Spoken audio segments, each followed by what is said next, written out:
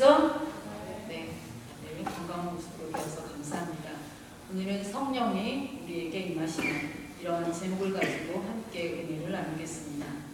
맑은 날을 색깔로 표현하자면 제가 생각하기에는 밝은 색으로, 기분으로 표현하자면 기쁨, 이렇게 해당할 것 같습니다.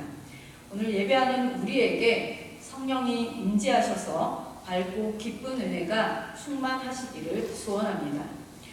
오늘은 특별히 감리교 창시자인 존 웨슬리 목사님의 회심 기념 주일입니다.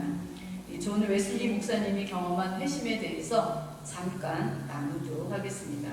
이분은 감리교 창시자이시면서 또한 영국 성공의 사제, 그러니까 이제 목사님이라는 그런 표현으로 제가 바꿨는데 사제셨습니다. 이분이 1738년 5월 24일 이때에 올더스케이트가에 있는 모임에서 로마서 서문을 읽고 있을 때에 마음이 이상하게 뜨거워짐을 느꼈다. 이렇게 그의 일기에 기록했습니다. 다음은 웨슬리 일기의 한 부분인데요. 이 부분 같이 보겠습니다. 내 마음이 이상하게 뜨거워짐을 느꼈다. 나는 구원을 받기 위하여 그리스도를, 오로지 그리스도만을 믿는다고 느꼈다. 그뿐 아니라 주께서 내 모든 죄를 씻으시고 나를 죄와 사망의 법에서 구원하셨다는 확신이 생겼다. 이게 바로 존 웨슬리 목사님의 회심 사건입니다. 사도 바울과 같은 그런 아주 특별한 회심 사건이 아닌 것 같죠. 아마 여러분도 이런 회심 사건은 다 있으리라고 생각합니다. 그런데 그는 이 회심 사건 이후에 자신을 박해하던 사람들을 위하여서 진심으로 기도하기 시작했고, 또 함께 기도한 자들에게도 난생 처음으로 하나님을 만난 그 기쁨에 대해서 간증도 했다고 합니다. 이 웨슬리의 회심 사건은 자신의 성격과 전도 방법도 크게 변화시키는 계기가 되었습니다. 바로 자신의 체험을 토대로 구원과 생명에 관한 설교를 하기 시작했고 복음을 전하기 시작한 것입니다. 그 이후에 계속해서 웨슬리는 성경을 해석하고 가르쳐달라는 수많은 사람들의 요청을 받게 되었습니다. 그의 설교를 들은 사람들의 반응에 변화가 생긴 것입니다. 그래서 웨슬리는 1000명, 3000명, 또 5000명 앞에서 설교하기 시작했습니다. 어떤 때는 그들의 무게로, 그러니까 수많은 사람들이 모인 그 무게로 마루가 무너지는 상황 속에 있었는데도 웨슬리의 설교를 끝까지 경청했고, 어떤 때는 번개가 치면서 비가 쏟아졌지만 1500명이나 모인 그 사람들이 한 명도 이탈하지 않고 전혀 동요하지 않고 이 웨슬리의 설교를 들었다고 합니다. 그래서 사람들은 어떻게 이런 일들이 일어나는가, 이러한 질문을 웨슬리에게 했는데 웨슬리는 이를 하나님의 역사, 즉 성령의 역사로 분명하게 인식하였습니다. 이 웨슬리는 말씀을 듣는 사람들이 경건하고 의롭고 선한 생활로 변화하는 것을 분명하게 발견했습니다. 웨슬리 목사님의 그 유명한 어록이 있는데요. 그거는 바로 나의 교훈은 세계로, 세계는 나의 일터다. 이러한 말씀을 하셨는데, 이렇게 외치면서 세계 선교를 위해서 애쓰셨고, 이 세상에 예수 그리스도를 모르는 단 한 사람만 남아있더라도 나는 그 사람을 위하여 땅끝까지 달려갈 것이다. 이렇게 말하면서 직접 발벗고 세계 선교를 위해서 뛰어들었습니다. 이 웨슬리의 사역과 저술은 우리 감리교 활동뿐만 아니라 19세기의 성결운동과 구세군 활동, 그리고 20세기의 오순절 운동, 기독교 사회복지운동에 큰 영향을 끼쳤습니다. 그는 왜소했다고 합니다. 왜소했지만 그처럼 작은 몸 안에 이 세계를 흔드는 힘이 들어 있었습니다. 웨슬리 목사님은 전도하기 위해서요, 50년 동안 말을 타고서 그가 전도한 거리를 재어봤더니 지구 10바퀴 이상을 도는 그런 거리를 다니면서 전도를 하셨다고 합니다. 그가 88세의 일기로 돌아가셨을 때에 가지고 있던 것들을 살펴봤더니 2개의 숟가락, 하나의 찻 주전자, 그리고 다 낡아빠진 코트 한 벌밖에 없을 정도로 자기의 모든 것을 다 나누어주는 그러한 삶을 살았다고 합니다. 그의 장례식이 있기 전날 그의 시신이 시티로드 예배당이라는 곳에 안치되어 있었다고 합니다. 그때 그의 시신을 보기 위해서 수만 명의 인파가 몰려왔다고 합니다. 그리고 그의 묘비에는 이런 글이 적혀 있었습니다. 이 위대한 빛은 이 나라들을 비추기 위해 떠올랐다. 이 묘비를 읽는 이들이여, 하나님의 도구인 웨슬리에게 찬사를 보내지 않을 수 없는 심정이라면 그 영광을 하나님께 돌리라. 웨슬리는요, 영국에서 제일 사랑받는 사람, 이렇게 웨슬리에 대해서 묘사하곤 합니다. 이 존 웨슬리는 회심 사건 이후에 그의 삶 전체를 들여서 세계 선교와 전도, 또 사회 구제 활동을 통해서 당시 썩어져 가던 영국 사회는 물론이고 전 세계적으로도 또 교회 역사에도 지대한 영향을 끼치는 위대한 사람으로 살게 되었습니다.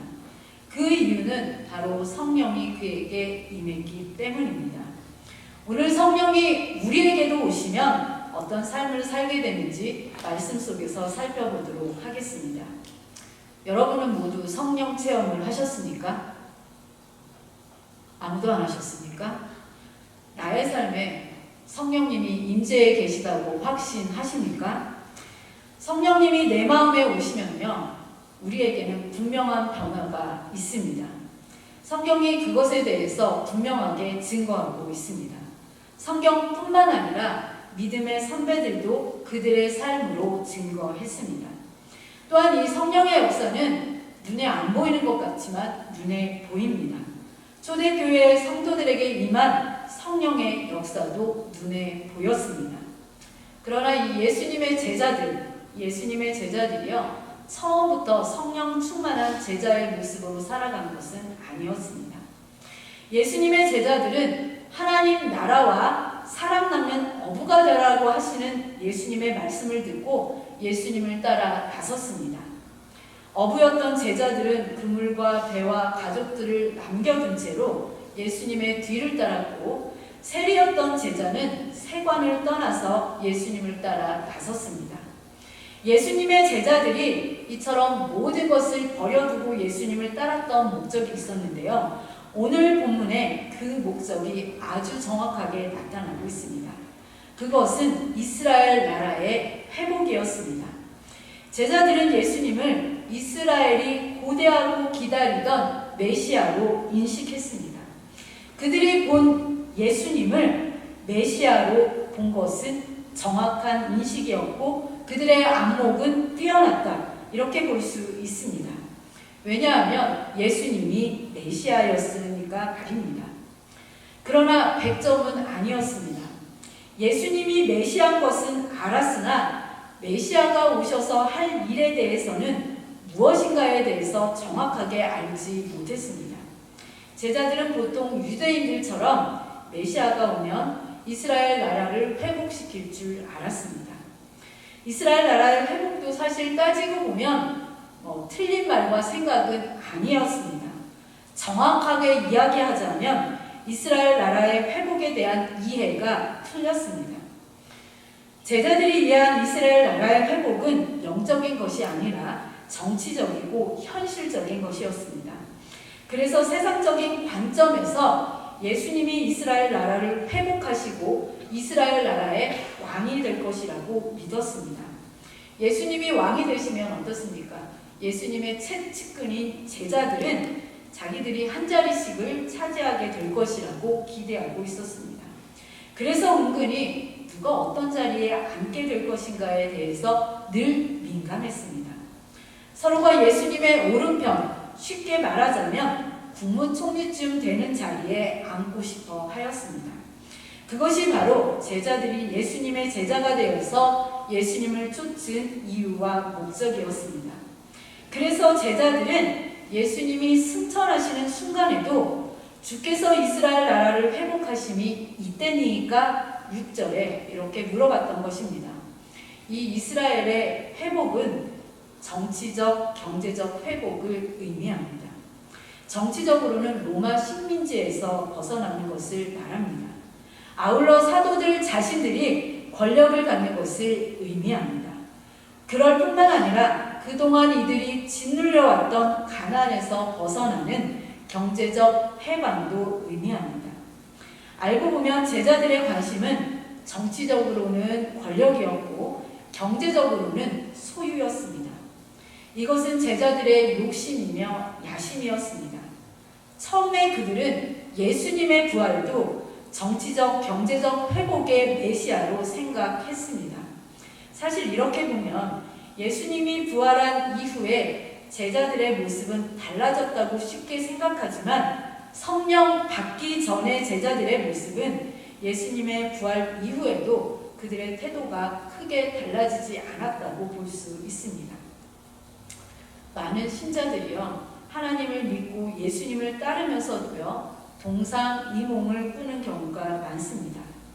예수님께서는 먼저 하나님 나라와 의를 구하는 삶을 살라 이렇게 요청하셨습니다. 그것이 영생을 누리는 삶이고 천국의 삶을 살 수 있는 길이기 때문이었습니다. 그런데 우리는 어떻습니까? 예수님을 믿으면서도요, 여전히 세상 나라에 관심이 많습니다. 우리의 마음을 세상 나라의 것에 빼앗기고 있습니다. 그 대표적인 모습이 무엇입니까? 바로 그 대표적인 모습은 무엇을 먹을까, 무엇을 입을까, 무엇을 마실까 하는 것이며 이러한 것에 마음을 빼앗기고 있는 것입니다. 우리 신자들의 구체적인 것은 다를지 모르지만 그 핵심을 들여다보면 다 이 세상에서 무엇을 누리며 살 것인가에 마음이 가 있을 때가 많습니다. 이러한 생각을 가지고 신앙생활하는 것은 예수님과 다른 꿈을 꾸며 사는 것이다, 이렇게 말할 수 있습니다. 또한 이와 같은 모습을 신앙의 동상이몽이다, 이렇게 말씀드릴 수 있습니다. 그러면 왜 많은 사람들이 하나님을 믿고 예수님을 따르면서도 신앙의 동상이몽 상태에서 벗어나지 못하는 것일까요? 그것은 당연히 세상에 대한 욕심을 버리지 못했기 때문입니다. 사실 세상의 것에 대한 욕심은 우리 본성의 모습입니다. 그것을 버리고 끊는 것은 결코 쉽지 않습니다. 너무너무 힘이 듭니다. 권력, 명예, 돈, 땅, 집 등 세상에 속한 욕심은 끝이 없어서 적당한 선에서 멈추기가 너무 어렵습니다. 그래서 세상 것들에 마음을 주고 욕심이 생기면 예수님을 믿으면서도 다른 꿈을 꾸게 되는 것입니다. 그렇다면 우리는 이 욕심을 어떻게 끊을 수 있을까요? 그리고 헛된 신앙의 동상이몽에서 깨어나서 어떻게 예수님의 꿈을 꾸며 함께 살아갈 수 있을까요? 예수님께서 약속하신 것, 다른 것으로는 되지 않고 오직 성령이 임하시면 신앙의 동상이몽에서 깨어나 하나님 나라의 비전을 품고 살아갈 수 있습니다. 그렇게 예수님은 오늘 본문 4절에서 이렇게 말씀하셨습니다. 본문 4절 말씀 다시 한번 보시겠습니다.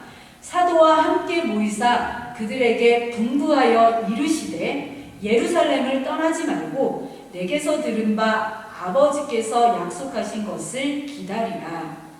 이 말씀에서 특별히 우리가 주의해서 보아야 할 단어가 있는데요.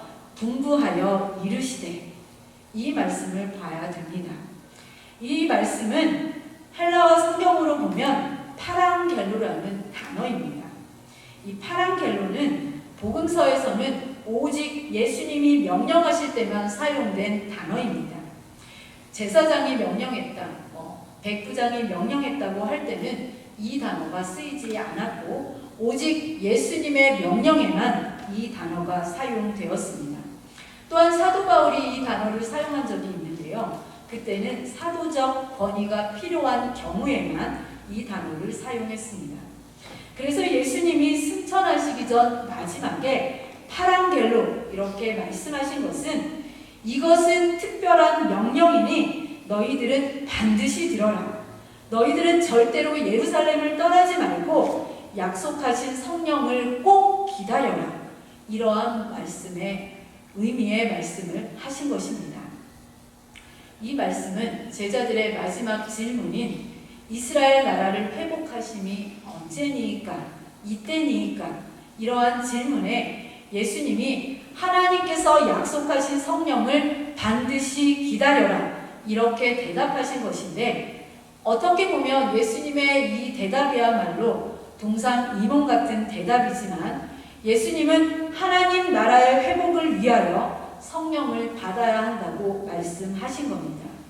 이스라엘 나라의 회복은 결국 하나님 나라의 회복에 있다, 이렇게 말씀하신 것입니다. 그래서 예루살렘을 떠나지 말고 아버지의 약속하신 성령을 기다리라고 하신 것입니다.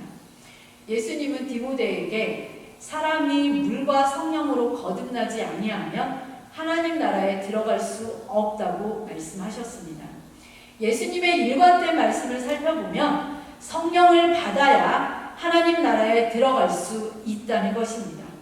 성령을 받아야만 하나님 나라가 이루어지고 회복된다는 것입니다. 우리 에스겔 37장 9절에도 보면요, 죽었던 마른 뼈가 하나님의 영인 생기로 살아나는 예를 보여주고 있습니다. 하나님께서 에스겔 선지자에게 말씀하셨는데 에스겔 37장 9절 말씀 보시겠습니다. 또 내게 이르시되 인자야 너는 생기를 향하여 대언하라. 생기에게 대언하여 이르기를 주 여호와께서 이같이 말씀하시기를 생기야 사방에서부터 와서 이 죽음을 당한 자에게 불어서 살아나게 하라. 이렇게 말하자 어떻게 되었습니까? 에스겔서 37장 10절에는 에스겔 선지자의 말처럼 죽었던 마른 뼈들이 살아나서 생기가 드러나서 살아나서 곧 그들이 큰 군대가 되었다고 전하고 있습니다. 이 하나님의 생기는 곧 하나님의 영 유아였습니다. 하나님의 영이 우리와 함께하면 우리는 하나님의 생각, 하나님의 마음, 하나님의 관점을 가지게 됩니다. 그것이 바로 하나님의 형상입니다. 하나님께서 우리 사람을 지으실 때 당신의 형상대로 창조하셨다고 말씀하셨는데 하나님이 말씀하시는 이 형상 안에는 바로 하나님의 영이 존재하셨습니다. 그러나 우리 사람은 사탄의 유혹에 넘어가서 선악과를 따먹고 죄를 범함으로 그 소중한 하나님의 영을 잃어버리게 되었습니다. 그리하여서 하나님과 다른 생각, 하나님과 다른 마음, 하나님과 다른 가치관과 인생관, 하나님과 다른 정신을 갖게 되었습니다. 창세기 3장 18절 상반절 말씀 보시겠습니다. 이 말씀 다 함께 읽도록 하겠습니다. 시작! 땅이 내게 가시덤불과 엉겅퀴를 낼 것이라. 이것은요, 하나님께서 사람이 죄를 범했을 때 땅이 가시덤불과 엉겅퀴를 낼 것이라고 말씀하신 부분입니다. 땅에만 가시덤불과 엉겅퀴가 생긴 것이 아닙니다. 이것이 상징하는 뜻이 있는데요. 이전에는 서로를 찌르던 것이 없었습니다. 죄를 범하여 하나님의 영을 잃어버리자 우리들에게도 가시가 생긴 것입니다. 그 결과 우리 인간에게는 문제가 생기기 시작했습니다. 전에는 없었던 미움과 시기와 분쟁과 다툼이 일어나기 시작했습니다. 그리하여서 전에는 없었던 아픔과 슬픔과 고통을 우리 모두가 당하게 되었습니다. 그것은 서로가 서로를 찌름으로 인한 결과였습니다. 지금 제자들은 이스라엘 사람의 불행의 원인이 이스라엘 나라의 상실에 있다고 생각했습니다. 그러나 그렇지 않습니다. 이스라엘 백성의 불행의 원인은 세상 나라의 상실에 있지 않고 하나님 나라의 상실에 있었습니다. 지금 불행 속에 있거나 어려움 속에 있는 성도가 있다면 이 부분에 주목하시기 바랍니다. 왜 어렵습니까? 물론 하나님의 연단 속에 있는 분들도 분명히 계십니다. 하나님의 연단 속에는 편한 것이 없습니다. 고통과 힘듦, 또 여러 가지 어려움들로 인해서 당연히 어려움의 시간을 보내는 것이 마땅합니다. 그러나 우리의 모습을 돌아볼 때요, 때로는 우리가 이 하나님의 마음, 하나님의 영이 상실되었기 때문에 그 속에서 오는 여러 가지 어려움들이 있습니다. 그것은 우리 마음에 때때로 찾아오는 불안이고요, 염려이고 근심입니다. 여러분의 자녀들이 잘 되고 또 자녀들이 다른 사람들로부터 칭찬을 받으면 어떻습니까? 먹지 않아도 배부르고요, 가난한 것 같아도 행복합니다. 이 행복지수에 대한 조사들을 해보면 행복지수가 높은 나라들을 세계에서 조사한 결과 의외로 방글라데시 같은 잘 사는 나라가 그런 나라가 아닌 우리가 평가하기에 못 산다고 생각하는 나라의 사람들이 훨씬 더 삶의 만족감과 행복감을 느낀다고 합니다. 이것을 보면 행복은 물질에 있는 것이 아님을 분명하게 알 수 있습니다. 이것은 영적으로 보면 우리의 마음과 생각과 삶 속에 하나님 나라가 회복되면 바로 우리는 소망 속에서도 행복할 수 있다는 것을 보여줍니다. 우리가 높은 산과 거친 들 속에서도 행복할 수 있습니다. 반대로 우리의 마음과 생각과 삶 속에 하나님 나라가 임하지 않으면 아무리 화려한 궁궐 속에 산다 할지라도 불행할 수밖에 없다는 것을 보여줍니다. 예수님은 오늘 우리에게요, 하나님 나라의 회복을 위하여 아주 중요한 말씀을 하시는데 잃어버린 그 하나님의 영을 다시 회복하는 것입니다. 그 일을 위해서 하나님이 약속하신 성령을 받으라고 요청하고 있습니다. 성령이 임하시면 우리는 하나님의 마음, 생각, 관점을 회복할 수 있습니다. 이것을 신약의 용어로는요, 거듭났다 이렇게 표현하고 있고, 이런 마음이 계속해서 지속되는 것을 성령 충만이라고 이야기하고 있습니다. 이렇게 하나님의 영이 임한 사람, 성령이 임한 사람은 전에는 내 뜻대로, 전에는 내 마음대로 하던 것이 바로 하나님의 마음, 하나님의 생각, 하나님의 관점이 회복됨으로 하나님의 뜻을 이루어갈 수 있다는 것을 오늘 말씀이 보여주고 있습니다. 그런데 이런 이야기를 하면요, 성령을 받고 싶지만 또 어떻게 받는지 모르겠다고 하거나 혹 나 같은 사람이 성령을 받을 수 있느냐고 생각하는 분들도 계십니다. 이런 분들의 고민 충분히 이해됩니다. 성령이 어떤 물건처럼 눈에 보인다고 한다면 받겠다, 안 받겠다 이렇게 할 수 있지만 성령은 우리 눈에 보이지 않기 때문에 그러한 판단을 내릴 수가 없고, 또 성령을 받았지만 내가 진짜로 받았는지 판단이 안 설 때도 있고, 또 성령을 받는 것이 어떤 분에게는 너무 어려운 일이다 이렇게 생각하는 분들도 계십니다. 그러나 성령을 받는 것이 그리 어렵지 않고 오래 걸리지도 않습니다. 성경을 조금만 유심히 살펴보면요, 이 제자들이 성령을 받은 것이 오래 걸리지 않았다는 것을 알 수 있습니다. 예수님은 6월절에 십자가에서 돌아가지 않으셨습니까? 그리고 무덤에 장사한 지 사흘 만에 다시 부활하십니다. 부활하신 이후에는 40일을 이 세상에 계시다가 승천하셨다고 성경이 기록하고 있습니다. 그런데 예수님의 제자들이 성령을 받은 날을 오순절이다 이렇게 이야기하고 있습니다. 이 오순절은 6월절부터 50일이 되는 날을 오순이라고 말합니다. 그래서 오순, 그리고 거기에 절기가 붙은 오순절 이렇게 이야기하는 것입니다. 그러니까 제자들이 성령을 받았던 오순절로부터요, 예수님이 마지막으로 6월절 잔치를 하신 그날까지를 역으로 계산해 보면 알 수 있는데, 예수님이 승천하신 날로부터 오순절까지의 그 날짜를 대략 계산해 보면 일주일 정도인 것을 알 수 있습니다. 일주일 정도 예루살렘을 떠나지 않고 성령을 사모하고 기도하다가 이 제자들은 성령을 받게 된 것입니다. 지난주에 말씀드린 것처럼 오늘 웨슬리의 체험처럼 말씀을 들을 때도 성령이 임하는 것을 알 수 있습니다. 이렇게 보면 성령을 받는 것은 그렇게 오래 걸리지도 어렵지도 않습니다. 왜냐하면 하나님께서 우리에게 가장 주고 싶어하는 것 중에 하나가 바로 성령이기 때문입니다. 그런데 사람들은요, 이 성령을 받기가 어렵다고 이렇게 이야기합니다. 왜 어려울까요? 만약 예수님이 승천할 때의 제자들처럼 우리가 하늘만 보고 아무것도 안 하고 있다면 성령 받는 일이 어렵게 됩니다. 예수님이 승천하시자 제자들은 10절에 보니까요, 자세히 예수님이 가신 그 하늘만 쳐다보고 있었습니다. 제자들이 얼마나 하늘을 자세히 쳐다보고 있었는지 11절에서 흰 옷 입은 두 천사가 이렇게 외칩니다. 11절 말씀 보겠습니다. 갈릴리 사람들아, 어찌하여 서서 하늘을 쳐다보느냐? 너희 가운데서 하늘로 올려지신 이 예수는 하늘로 가심을 본 그대로 오시리라. 우리가 기다려야 하는 것은 성령입니다. 그런데 이 기다림은 막연한 기다림이 아닙니다. 하늘을 쳐다보는 기다림이 되어서는 안 된다는 것입니다. 소극적 기다림이 아닌 능동적 기다림이 되어야 합니다.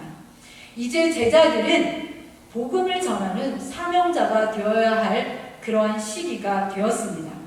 예전처럼 예수님이 모든 것을 다 해주시겠지, 이러한 시기는 지나갔습니다. 하늘만 쳐다보며 언젠가는 다시 오실 것이라는 예수님에 대한 기다림이 아닙니다. 하나님은 분명히 우리에게 약속하신 성령을 보내주십니다. 그렇다면 이 성령의 임재를 위해 우리가 해야 할 일은 무엇일까요? 오늘 성경 말씀을 기준으로 보도록 하겠습니다. 사도행전 1장 14절 말씀, 이 말씀은 다 함께 읽도록 하겠습니다. 시작. 여자들과 예수의 어머니 마리아와 예수의 아우들과 더불어 마음을 같이하여 오로지 기도에 힘쓰더라. 아멘. 마음을 같이하여 오로지 기도에 힘쓰더라. 성령의 임재를 위해서 우리가 해야 할 첫 번째 일은 마음을 같이하여서 기도하는 일입니다. 다행인 것은요, 이 제자들이 예수님의 마지막 명령을 제대로 이해했습니다. 여기서 말하는 기도는 프로시케의 기도입니다. 프로시케라는 말은 하나님을 향한 찬양이며 내가 앞으로 헌신하며 살겠다는 기도입니다. 또한 이 프로시케의 기도에는요, 하나님만이 주실 수 있는 강구를 담고 있습니다. 하나님만이 주실 수 있는 것은 무엇입니까? 바로 죄의 용서이며 평강이며 은혜이며 성령 충만입니다. 사도행전 1장 14절에서 제자들이 기도했다고 말씀하는데 바로 이때의 제자들은 이 프로시케의 기도를 한 것입니다. 하나님의 사명자로 열심히 살겠습니다. 하나님 나라를 전파하겠습니다. 하나님 성령을 받아서 담대히 복음을 전하겠습니다.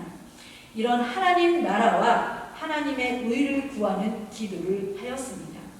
제자들은 그때부터요, 먹을 것을 달라고 하거나 높은 자리를 달라는 기도를 하지 않았습니다. 이런 제자들에게 성령이 임하자 제자들의 관심은 더 이상 이스라엘 나라의 회복이 아니라 하나님 나라의 회복이 되었습니다. 더불어서 예수님의 지상명령인 땅끝까지 이르러 복음을 전하는 증인된 삶을 살게 되었습니다. 사랑하는 성도 여러분, 성령님이 오시면 우리는 하나님 나라를 꿈꾸게 됩니다. 그래서 우리가 제대로 된 성도로 살아가기 위해서는 반드시 하나님께서 약속하신 성령을 받아야 합니다. 우리도 이 제자들처럼 프로시케의 기도를 드릴 수 있어야 합니다. 이 세상에 헛된 것을 구하는 것이 아니라 허무한 시절을 보내지 마시고 하나님 나라의 회복을 위하여 복음을 전하기 위하여 성령님께 간구하시기 바랍니다. 그러면 이런 성도들의 기도에 하나님은 반드시 성령을 보내주십니다. 우리에게도요, 이런 성령 충만의 권능이 임해서 예수님이 명령하신 온 세계 곳곳에 영향력 있게 예수님을 증거하는 증인된 삶을 살아가는 저와 여러분들이 다 되시기를 주님의 이름으로 소원합니다.